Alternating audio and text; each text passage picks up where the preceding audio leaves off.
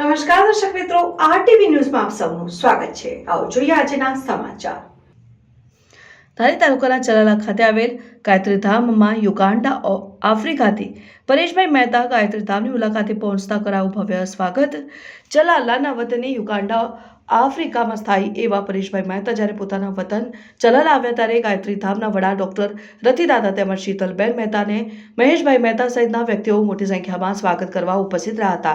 કાર્યક્રમમાં ઢોલ નગારા અને શરણાઈ સાથે ભવ્ય સ્વાગત કરાયું, જેમાં ગાયત્રી ધામની અનેક સેવાકીય કાર્યોને પરેશભાઈએ બિરદાવી અને માં ગાયત્રી મંત્રનો જાપ કરી ધન્યતાઓ અનુભવી। રિપોર્ટર પ્રતાપવાળા ધારી, અમરેલી, આરટીવી ન્યૂઝ।